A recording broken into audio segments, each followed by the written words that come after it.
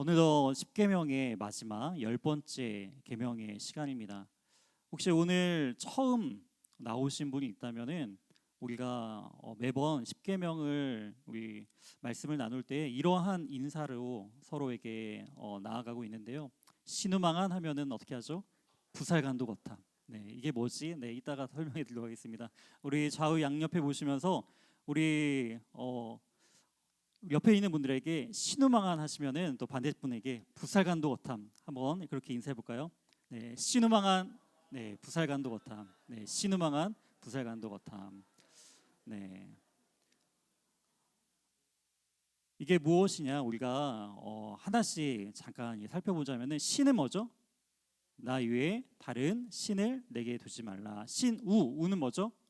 우상을 만들지 말라. 신우망 여호와 이름을 망령되이 일컫지 말라. 신우망안 안식일을 기억하여 거룩하게 지켜라. 이것이 바로 하나님의 사랑에 대한 첫 번째부터 4계명이고요. 그 다음에 이제 5계명이죠. 부구 뭐죠?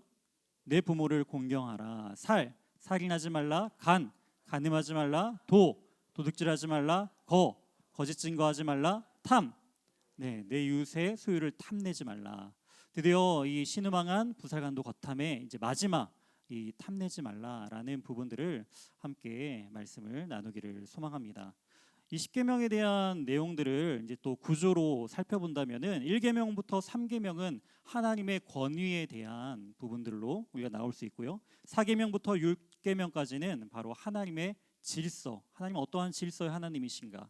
그리고 7계명부터 이 마지막 10계명까지는 하나님의 성품에 대해서 기록을 하고 있습니다. 오늘 살펴볼 이 10번째 계명은 바로 하나님의 성품 중에서 탐심을 미워하시는 하나님에 대한 부분을 우리가 다루기를 소망합니다. 저에게는 4명의 자녀들이 있습니다. 첫째는 이제 5학년이 되었고요. 막내는 이제 3살이 되었습니다. 첫째와 막내가 9살 차이가 나고요. 그 다음에 내년에 태어날 다섯째는 이제 첫째와 12살 차이가 나게 됩니다. 그런데 어떨까요? 이 첫째부터 이 넷째까지 키워보니까 제가 가르쳐 준 것도 아닌데 내 거라는 소유욕이 참 강하더라고요. 아이들이 더 많아서 그런지 몰라도 이게 다 내 거야 하면서 이 막내도 마찬가지입니다. 누나가 있어도 형들이 있어도 거기를 비집고 가서 내 거를 꼭 찾는 그 모습을 볼 수가 있고요. 그리고 또 있어요. 그게 뭐냐면은 이렇게 나눠 가져도 상대방께 더 커 보이면은 또 싸웁니다. 네, 누나께 더 크잖아. 아니야, 너께 더 크잖아. 너 먹었잖아. 네, 하면서 서로가 이렇게 싸우면서 알려준 것도 아닌데 어찌나 이렇게 그 탐심에 대한 기본적인 마음이 있는지 인간의 실존에 대한 부분들을 알게 되는 것 같습니다. 우리가 누군가 가르쳐주지 않아도 우리는 다 이러한 죄성이 있는 연약한 인간이다라는 것을 우리는 알 수 있다라는 것이죠. 그런 것처럼 언약의 이 10번째 계명에 대한 오늘 말씀, 우리가 살펴보았던 그 17절의 말씀, 내 이웃의 집을 탐내지 말라라는 그 10번째 계명을 통해서 그 참된 그 탐심에 대한 참된 의미를 깨닫고 우리가 이 탐심에서 벗어나기 위한 온전한 하나님께서 원하시는 삶의 모습이란 무엇인지를 우리가 이 말씀을 통해서 함께 나누기를 소망합니다. 이 10계명 우리 한번 화면에 다시 한번 띄워주실까요? 이 10계명을 보시게 되면은 내 이웃의 집을 탐내지 말라라고 나오면서 그 다음에 나와 있는 내 이웃의 아내 그리고 남종, 여종, 소나 나귀나 내 이웃의 소유에 대한 부분들을 언급을 하고 있는 것을 볼 수가 있습니다. 이것은 바로 7계명부터 9계명에 대한 내용들이 20계명에도 담겨져 있다는 것이죠. 7계명이 뭐죠? 바로 간음하지 말라. 그리고 8계명 도둑질하지 말라. 9계명 거짓 증거하지 말라. 이 세 가지 내용이 10계명에도 동일하게 나와 있다는 것입니다. 내 이웃의 아내를 탐내지 말라라는 것, 간음하지 말라라는 의미와 동일하죠. 그 다음에 내 이웃의 소유를 이제 도둑질하지 말라라는 것입니다. 그러기 위해서 내 소유의 것을 빼앗기 위하여서 탐심을 가지고 거짓 증거하는 이러한 모습들이 바로 이 10계명에서 이 10번째 계명 가운데 7계명부터 9계명의 내용이 또다시 반복되는 것처럼 느껴집니다. 하지만 여기서 중요한 차이점이 있다는 것이죠. 비슷해 보이지만 다른 점이 있다는 거예요. 그 점은 무엇이냐면은 7계명부터 9계명은 실제적인 행동에 대한 부분들을 언급하고 있습니다. 간음하지 말라라는 것, 실제적인 간음의 행동을 하지 말라라는 것이죠. 도둑질하지 말라, 그리고 거짓 증거하지 말라라는 이 모든 것이 행동에 대한 수반을 의미한다라는 것입니다. 그런데 이 10계명을 가만히 살펴보면은 어떠한 행동을 하기 전에 2번이나 반복되는 단어, 바로 이 탐심에 대한 언급을 하면서 탐내지 말라, 그리고 또 끝에 탐내지 말라 2번이나 반복하면서 그 마음에 대한 부분들을 우리에게 언급하고 있다라는 것입니다. 왜 이렇게 2번이나 강조하면서 10계명의 마지막, 이 마지막 계명은 핵심적인 부분들, 가장 중요한 부분을 또한 설명하는 것처럼 왜 10계명의 마지막은 탐내지 말라라는 이 탐심에 대한 부분들을 강조하는 것일까요? 그것은 죄의 시작이 바로 이 탐심으로부터 시작되기 때문입니다. 탐내다라는 단어는 하마드라는 단어입니다. 이 단어의 뜻은 간절히 바라다, 그리고 갖기를 갈망하다. 그것이 정말 내가 갖기를 갈망하고 그것을 가짐을 통하여서 또한 기뻐하다, 즐거워하다라는 그런 단어적인 의미를 이 하마드, 탐내다라는 그 언어적인 의미에 포함되어 있습니다. 이것은요, 단순히 내가 저거 갖고 싶어, 저거 내게 있으면은 참 좋겠다라는 그러한 바램 정도가 아니다라는 것이죠. 그것은 바램이 아닌 그 대상을 소유하고자 하는 결심을 이야기합니다. 저것을 내가 갖기 위해서 내가 결단코 내가 저것을 꼭 내 소유로 만들겠다라는 그러한 결심을 또한 뜻한다라는 것이죠. 소유 자체가 죄가 아닙니다. 무엇인가 갖고 싶다는 것 자체가 죄는 아니죠. 근데 여기서 10계명에 이 탐내지 말라라는 이 탐심에 대한 이 문제가 왜 죄가 되고 커다란 문제가 되는 것일까요? 그것은 탐심에 대한 부분이 타인의 소유에 해당하는 것이기 때문입니다. 내 것이 아닌 이미 타인의 소유의 것, 내 이웃의 아내, 어떻게 내가 소유할 수 있나요? 소유할 수 없는 존재다라는 거예요. 그런데 소유할 수 없는 그 대상을 나의 것으로 기필코 삼으리라라는 그러한 마음이 탐심이다라는 것이죠. 이처럼 탐심은요, 자연스럽게 행동으로, 이 결단과 결심은 행동으로 나타나기 때문에 죄다라는 것입니다. 그렇기 때문에 성경은 탐내는 마음 그 자체만으로도 죄라고 우리에게 말씀해주고 있죠. 마태복음 5장 27절 28절에는 이렇게 기록하고 있습니다. 또 간음하지 말라 하였다는 것을 너희가 들었으나 나는 너희에게 이르노니 음욕을 품고 여자를 보는 자마다 마음에 이미 간음하였느니라. 예수님께서는 뭐라고 말씀하시죠? 간음을 행했을 때 간음했다가 아니라 간음하고자 하는 그 마음의 동기를 품을 때, 마음의 그 욕망과 정욕을 품을 때 이미 간음했다라고 말씀을 하고 있다라는 것입니다. 사람은 영혼과 그리고 육체로 구성되어 있습니다. 이 영육은요, 따로 분리될 수 없다라는 거예요. 분리게 되면 어떻게 되는 거죠? 바로 죽음에 이르게 된다라는 것입니다. 그렇기 때문에 우리의 모든 육체와 영혼, 그리고 그 마음과 또한 육체로서 나타나는 행동은 하나로 나타나게 되어 있다라는 것이죠. 그렇기 때문에 육체가 가지고 일하는 그 마음이 바로 이 행동으로서 나타나게 되어 있다라는 것입니다. 그렇기 때문에 성경은 이 탐심에 대한, 이 마음에 대한 문제를 굉장히 중요하게 여기고 있다라는 것이죠. 이런 것처럼 인간의 모든 외적인 행위는요, 그 사람의 내면의 상태를 의미하고 있습니다. 그저 작은 행동인 것처럼 보이지만 그 내면 깊숙하게 그렇게 행동하게 된 원인과 또한 그 배경이 있다라는 것이죠. 성도님들과 이렇게 신방을 나누면서 그 성도님들의 삶을 저는 가장 먼저 물어봅니다.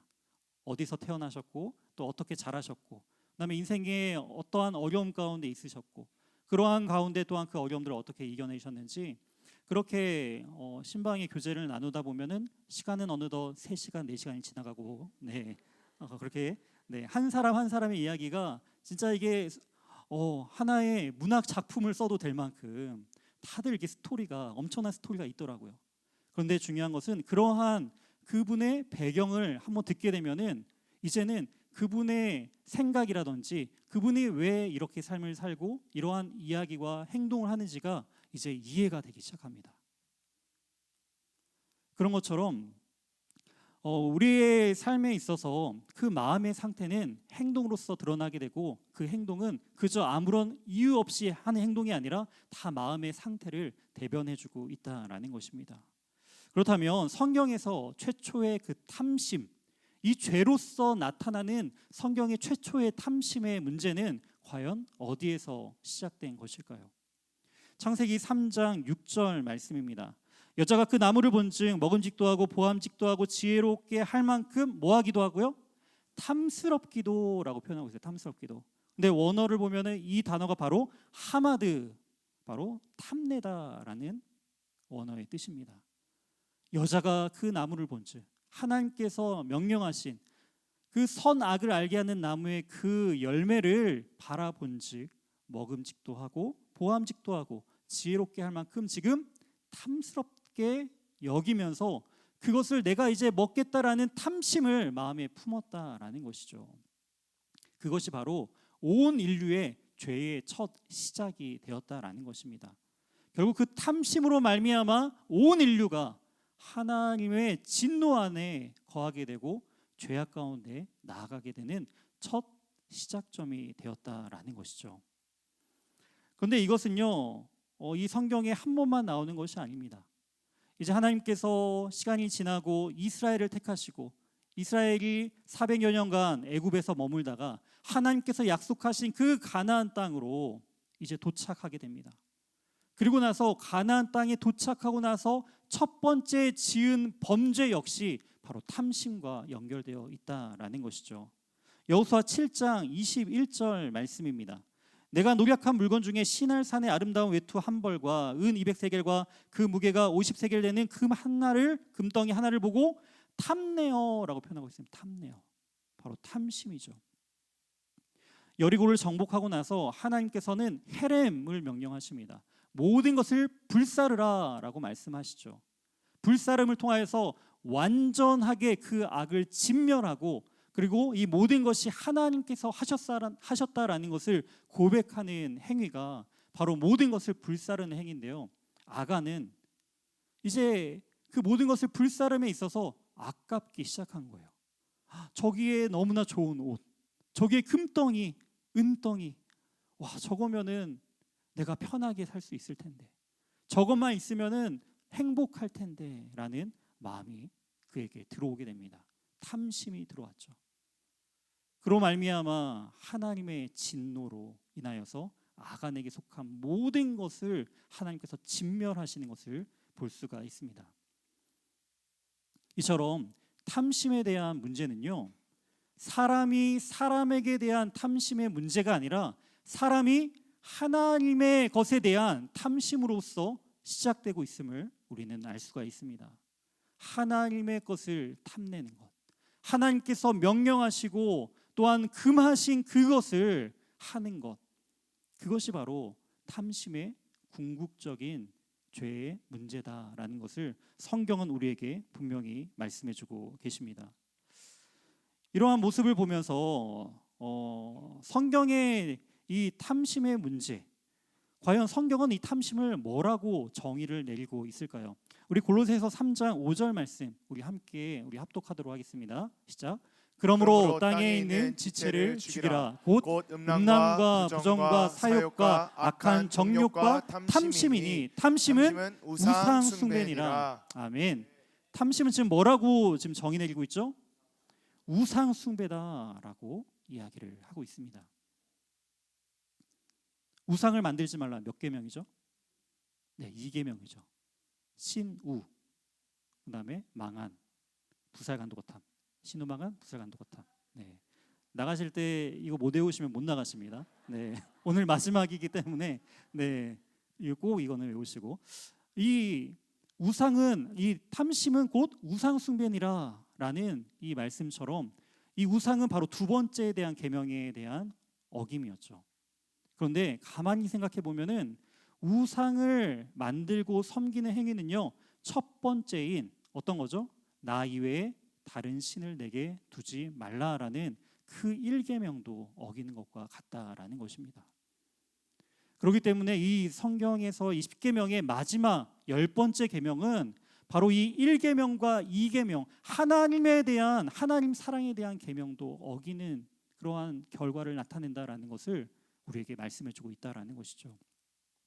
10계명의 10번째 계명이 이웃 사랑에 속한 것이지만 그것을 어기는 것이 결국 하나님에 대한 사랑에 대한 부분들도 어기고 있다라는 것을 지금 우리에게 보여주고 있다라는 것이죠. 즉 이 10계명의 마지막 10번째 계명은 어디를 향하고 있느냐? 하나님의 사랑에 대한 그 1계명으로 다시 우리에게 시선을 향하게끔 하고 있다라는 것이죠. 그렇기 때문에 우리가 이 10계명을 온전하게 지키는 부분들이 너무나 중요하다라는 것입니다. 그렇다면 이러한 우리의 마음 가운데 주어지는 이 탐심, 우상 숭배에 대한 문제를 해결하기 위해서는 과연 우리는 어떻게 이 우상 숭배에 대한 그리고 이 탐심에 대한 문제를 해결할 수 있는 것일까요? 이 문제를 해결하기 위한 첫 번째는 바로 사랑을 회복하는 길입니다. 우리가 이 사랑을 회복할 때 우리는 이 탐심을 제거할 수 있습니다. 로마서 13장 우리 8절, 9절, 10절 말씀 우리 세 절 우리 한 목소리로 함께 봉독하도록 하겠습니다. 피차 사랑의 빛 외에는 아무에게든지 아무 빛도 지지 말라. 남을 사랑하는 자는 율법을 다 이루었느니라. 간음하지 말라, 살인하지 말라, 도둑질하지 말라, 탐내지 말라 한 것과 그 외에 다른 계명이 있을지라도 내 이웃을 내 자신과 같이 사랑하라 하신 그 말씀 가운데 다 들었느니라. 사랑은 이웃에게 악을 행하지 아니하나니 이러므로 사랑은 율법의 완성이니라. 아멘. 지금 7계명부터 10계명까지 언급하면서 이것이 무엇으로 요약을 하고 있죠? 바로 이웃 사랑에 대한 부분으로 요약을 하고 있다라는 거예요. 그러면서 이 모든 이웃 사랑은 바로 사랑으로서 나타나는데요. 이 사랑은 율법의 완성이다라고 이야기를 하고 있습니다. 즉 이 10계명을 온전히 지키고 이 탐심을 벗어나기 위해서는 사랑을 먼저 회복해야 된다라는 거예요. 사랑을. 왜 우리 마음 가운데 이러한 탐심이, 탐욕이 다른 이웃의 것을 더욱더 갖고 싶어하는 죄악된 마음이 우리 가운데 들어오는 것일까요? 그것은 우리 마음 가운데 사랑을 잃어버렸기 때문입니다. 내 마음 가운데 진정한 사랑이 없는 거예요. 우리 성도님들은 사랑받고 계신가요? 네. 사랑받고 있나? 때로는 받았다가 안 받았다 하는 것 같은데 온전한 그 사랑이 있을 때 우리는 다른 것을 찾지 않아요. 그런데 우리 마음 가운데 이 사랑이 없어질 때 우리는 다른 것으로 그 사랑의 자리를 대신하려고 합니다. 그것이 바로 탐심이다라는 거예요. 탐심. 세상의 것들로 이제 그 사랑의 자리를 대신 채워보려고 하는 거예요. 내가 이 세상에 다른 것을 가지면은 나는 참 행복할 것 같아. 그렇지 않나요? 나의 것으로 삼으면은 내가 그렇게 얻으면은 행복하고자 느껴지는 것을 내가 갖고자 하잖아요. 새로운 핸드폰이 생겼어요. 나왔어요. 그거 어때요? 갖고 싶은 마음이 생기잖아요. 왜 갖고 싶어요? 그걸 가지면서 내가 행복함을 누리고 싶다라는 것입니다. 근데 그렇게 열망하면서 그 열망을 통하여서 드디어 갖게 되었어요. 근데 어때요? 그 행복감이 쭉 가나요? 아니죠. 얼마 안 있다가 다른 또 신제품이 나왔어요. 그러면 어떻게 돼요? 또 내 것은 이제 오래되어서 낡았고 이제 새로운 것을 더 열망하고 찾고 싶은 그런 마음이 생깁니다. 좋은 학교, 좋은 직장, 좋은 배우자를 만나서 행복하고 싶었어요. 그래서 좋은 학교에 진학하고 좋은 대학교에 진학을 합니다. 그리고 좋은 직장에 들어갑니다. 행복하신가요? 그 안에서도 수많은 문제와 그 안에서의 또 다른 경쟁과 더 나은 삶을 위해서 또 다른 그러한 탐심이 계속적으로 끊임없이 우리에게 밀려온다라는 것입니다. 이러한 부분들이 끊임없이 반복된다라는 거예요. 탐심으로 계속 우리의 마음을 우겨 넣어서 채워보려고 꾹꾹 담아 눌러보지만 그 탐심은 우리 마음 가운데 만족함을 주지 못한다라는 것입니다. 그로 인하여서 우리는 계속적으로 불행함을 느껴요.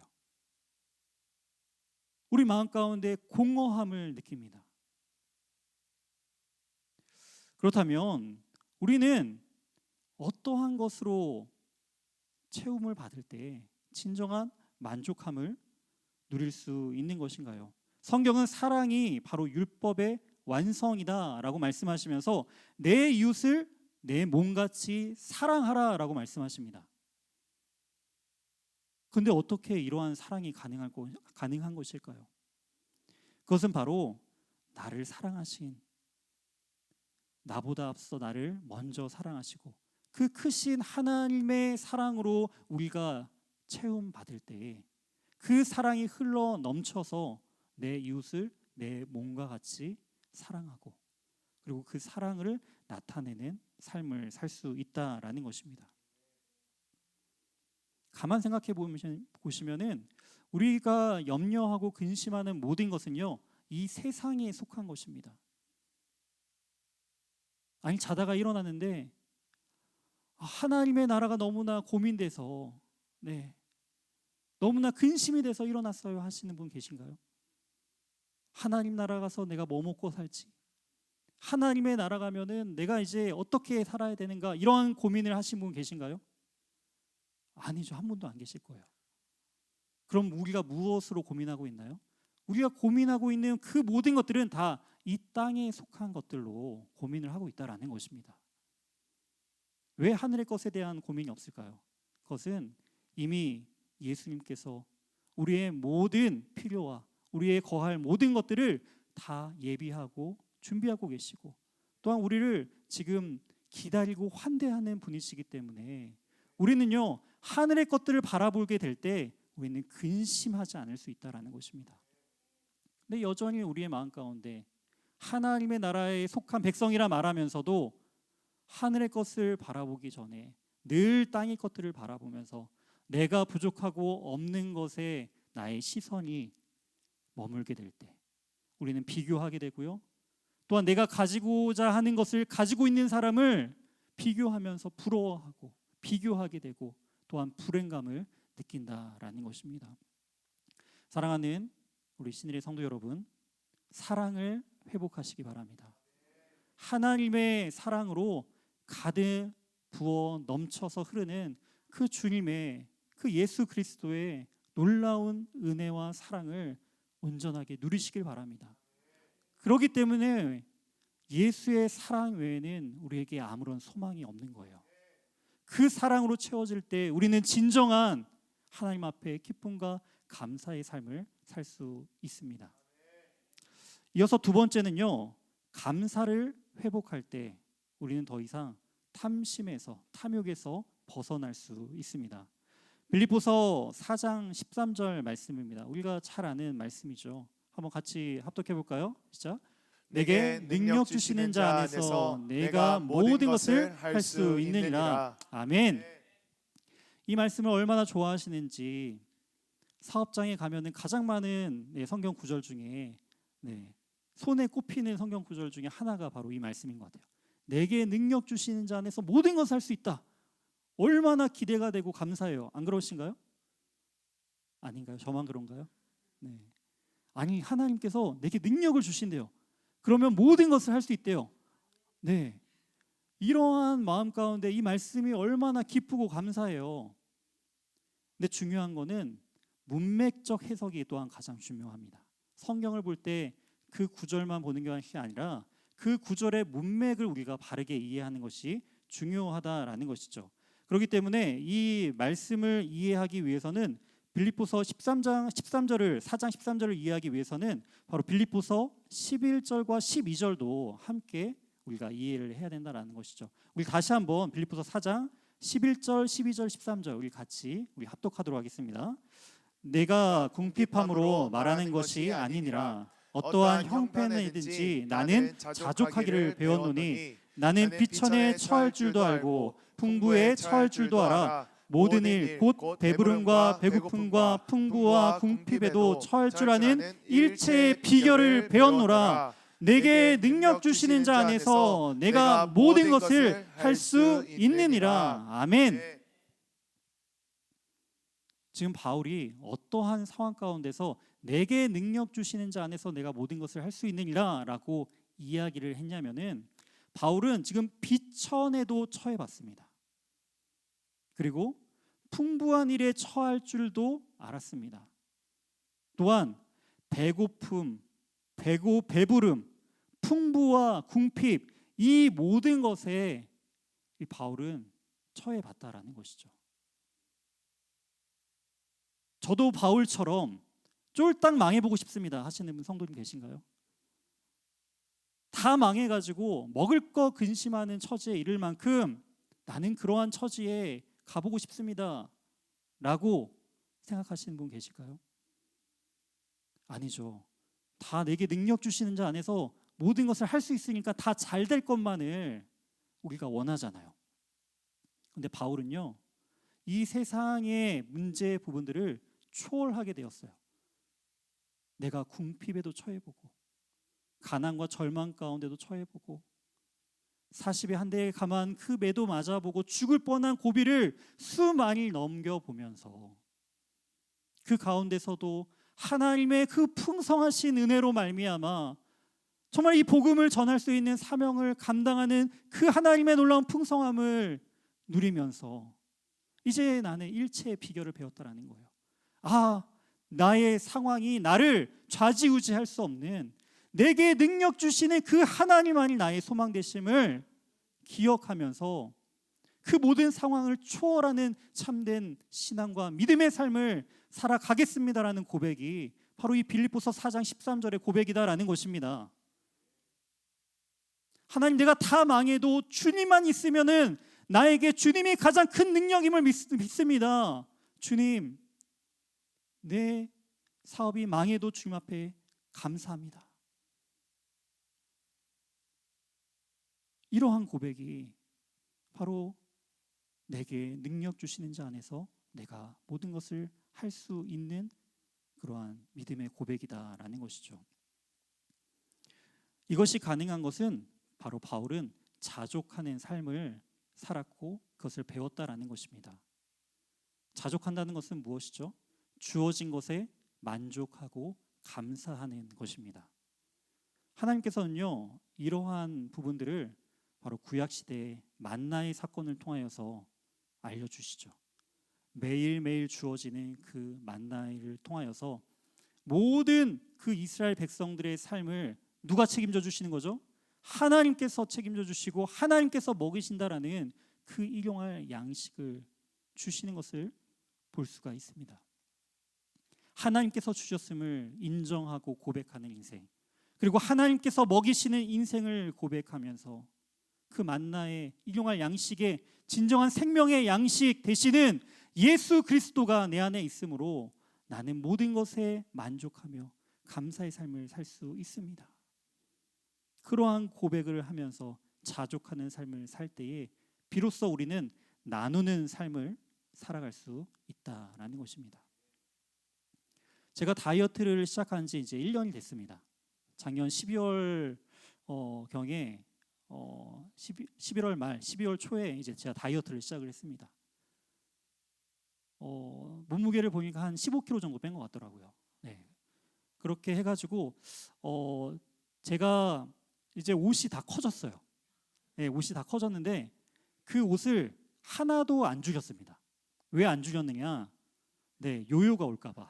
네, 다 죽여놨는데 다시 찌면은 어떻게 옷을 못 입잖아요.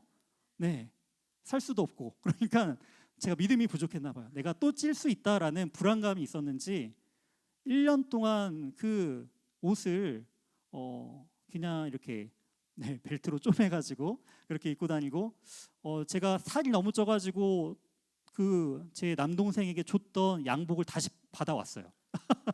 네, 그래도 조금 이제 크긴 한데 그래도 이렇게 받아와가지고 이제 입고 있는데요. 그걸 보면서 이 다이어트의 핵심이 뭘까요? 네, 다이어트의 핵심이 뭘까요? 열심히 운동하면은 살 빠지죠. 네, 그게 아니라 안 먹는 만큼 빠집니다. 안 먹는 만큼. 내가 먹는 거를 줄인 만큼 그만큼 빠져요. 그리고 제가 딱 그만큼 줄이니까 그 몸무게 이하로 안 줄더라고요. 아, 그렇구나. 내가 먹는 만큼 지금 찌고 있었구나. 저는 남기는 걸 굉장히 아까워했던 사람입니다. 남음이 없게 하라는 그 하나님의 말씀을 너무나도 잘 지켰던 그런 사람이었어요.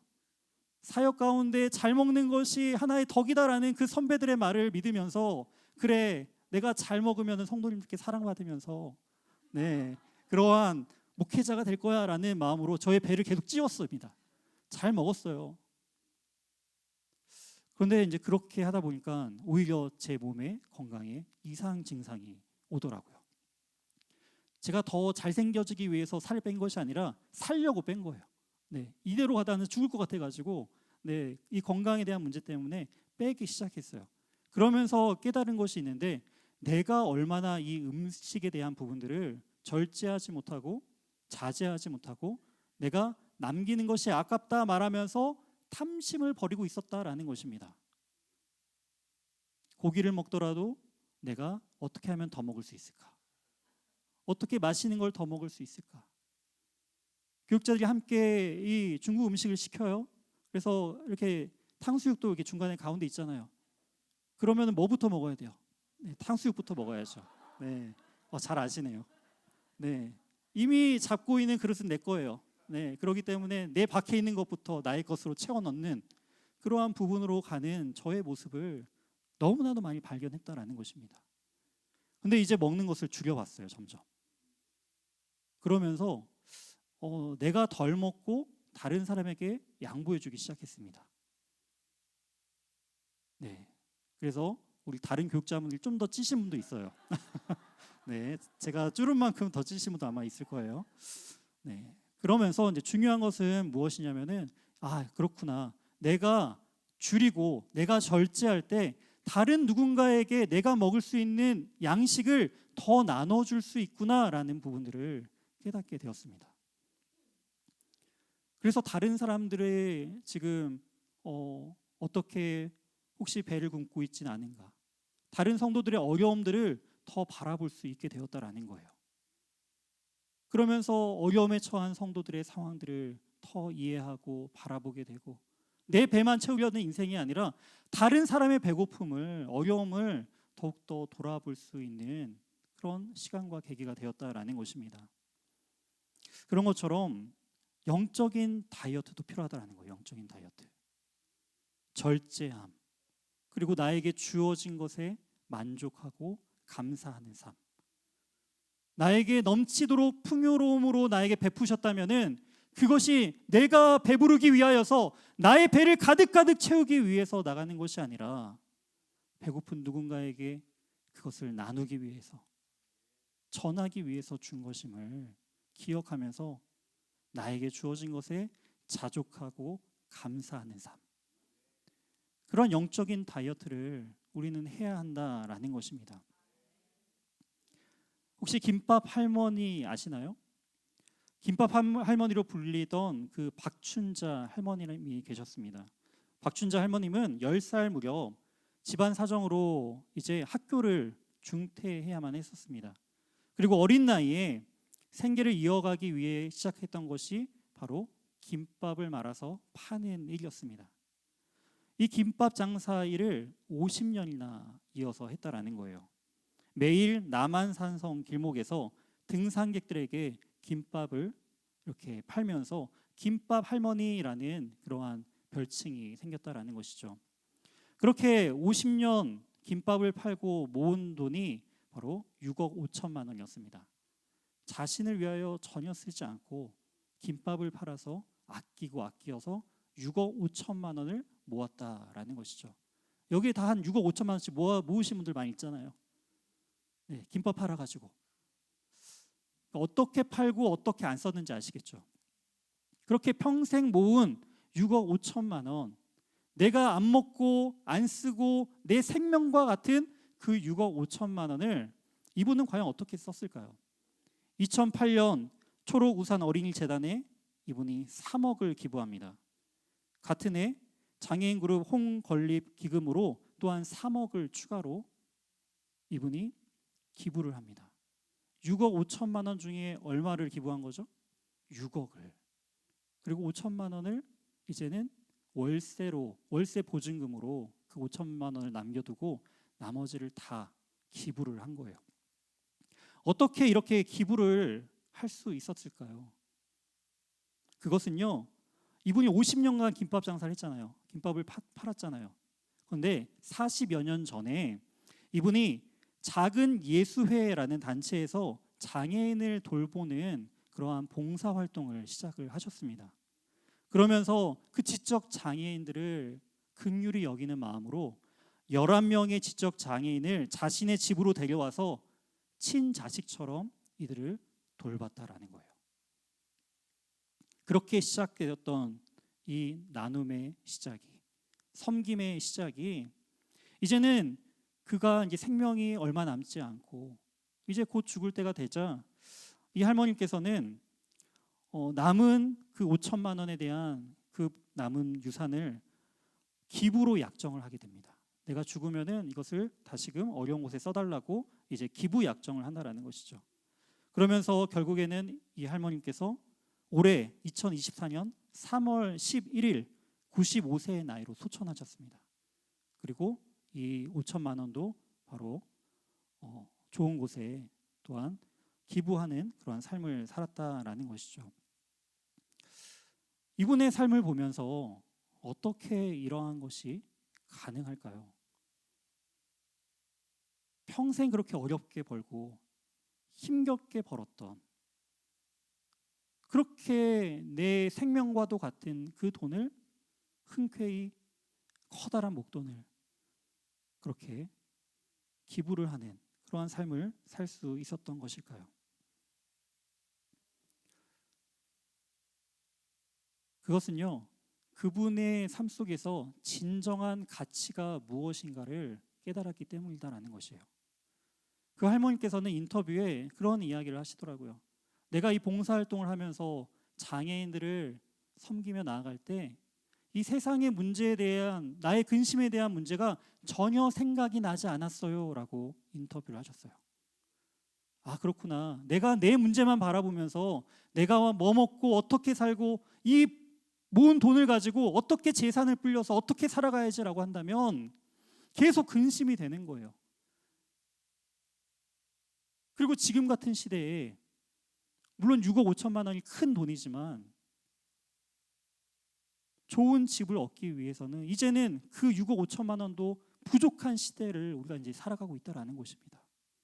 계속 세상의 것을 추구하고 세상의 것을 바라볼 때는 내 평생 모은 이 6억 5천만 원도 아무것도 아니게 된다라는 것이죠. 하지만 이 할머니께서 그 더 어려움에 있는 그런 장애우들을 돌보고 섬기고 정말 자식처럼 그들에게 그 사랑을 줄 때 그 마음 가운데 이 세상에서 그 돈을 벌 때보다 더 큰 기쁨과 감사가, 감격이 그 안에 있었다라는 것이죠. 그리고 이 돈을 내 생명과 같은 그 생명인 거예요. 이분의 생명. 그 생명을 어떻게 하면 가장 가치 있는 일에 쓸까를 고민하면서 한 것이 바로 이 기부라는 행동을 통하여서 나타나게 되었다라는 것입니다. 우리는 얼마나 값진 인생, 의미 있는 인생을 살아가고 계시나요?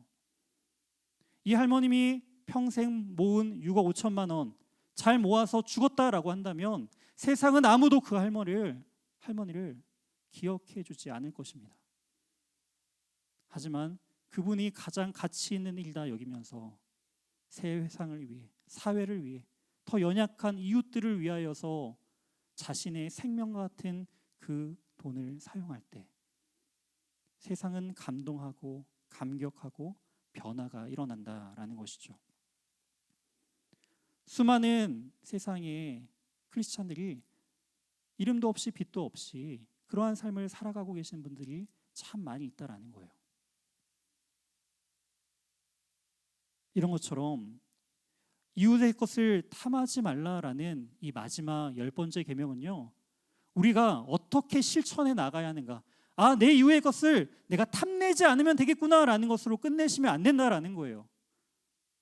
탐내는 것을 뛰어넘어서 내 이웃의 필요를 채워주는 인생, 내 이웃의 그 어려움을 바라보면서 나의 아픔으로 여기면서 내 이웃의 슬픔을 내 몸의 아픔처럼 느끼면서 그들을 돌보고 그들에게 다시금 내가 받은 그 풍요로운 풍성한 사랑을 전하는 삶, 그것이 바로 이 10번째 계명, 탐내지 말라라는 그 명령의 실천의 모습입니다. 사랑하는 성도 여러분, 우리도 이러한 사랑을 실천하는 인생이 되었으면 좋겠어요.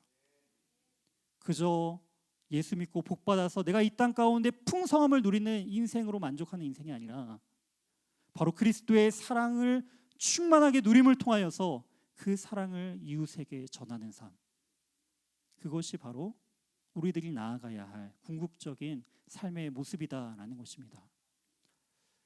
우리가 이 십계명을 올해 이제 제가 기회가 되는 때 수요일과 금요일에 말씀을 전하면서 우리가 쭉 살펴보았습니다.